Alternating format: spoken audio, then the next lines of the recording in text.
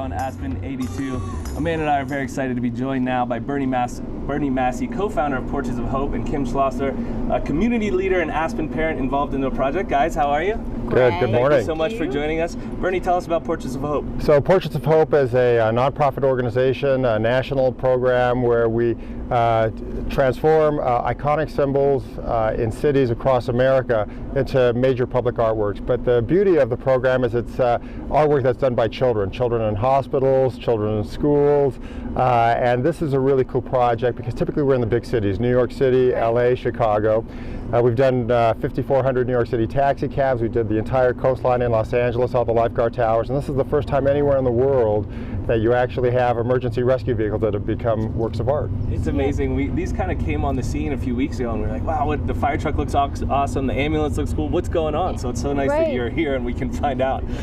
So those were actually produced by kids, the artwork that we see on the side there. That's right. So what happens is with the flowers traditional to our program, it's a symbol of hope, joy, beauty, inspiration, healing universally. So what we did is we worked with about 1,000 children here in the Roaring Fork Valley in Aspen, the fantastic parents like Kimberly, who actually got involved in all of the program sessions, and then we had about 1,000 children out of the Denver area and also out of Los Angeles, and it's all one giant collaboration. It's a 5-month exhibition. And how do the kids get involved? Like, they recruited from schools? They have to meet some sort of, like, where do you find out about this information? Okay, so typically when we announce a project, different institutions in those regions will contact us, but we always ask some of the stakeholders in the region, who is it who you'd like to have a chance to participate? So we worked with everyone from the Ready for the World program down in Glenwood High School to Carbondale School, Community School, the Aspen Middle School. We involved their entire school, and Kimberly was a big part of that. And some of the hospitals that we've traditionally worked with in the past, but Colorado Children's Hospital this time, Denver Health Center, and at the Braille Institute as well. And Kim, what made you want to get involved with this project? Well, my family and I were fortunate enough to meet Ed and Bernie through a mutual friend, and we had dinner last September here, and Ed and Bernie told me about the project, showed me the images, which blew me away.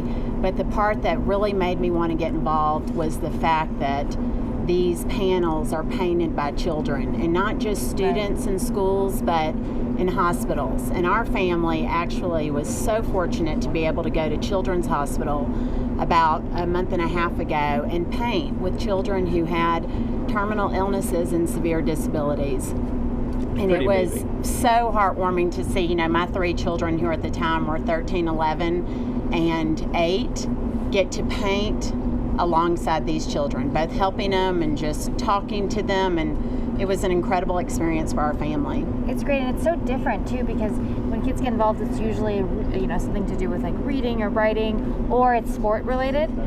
So to do art is so different. I mean, art class is like everyone's favorite class, right? Absolutely, and it's really transformative for kids, both in our middle school to Children's Hospital to the Braille Institute, for these kids to get down and paint. I mean, the camaraderie amongst them it's really fascinating to watch what happens to these children when they're given a paintbrush and they realize that what they're painting is going to be a symbol of hope on all of these first responder vehicles. It's really cool, and I want to talk about those vehicles. You've done taxis, lifeguard towers. How did you end up with the fire trucks and the ambulances and the rest of the vehicles? In the course of our sessions, part of what the kids do in the schools, in addition to painting the panels, is they actually learn about different issues in their communities. And one of the things we ask kids is, who is it who you most respect in your communities? And across the country, oftentimes, the answers we get are first responders and firefighters. And many of the kids in the hospitals were saved by those same types of professionals. So we said, we're going to do a project about that. And we said we have to pick a smaller region. And we said, and our projects are all high profile. And we say, okay, what is the most high profile,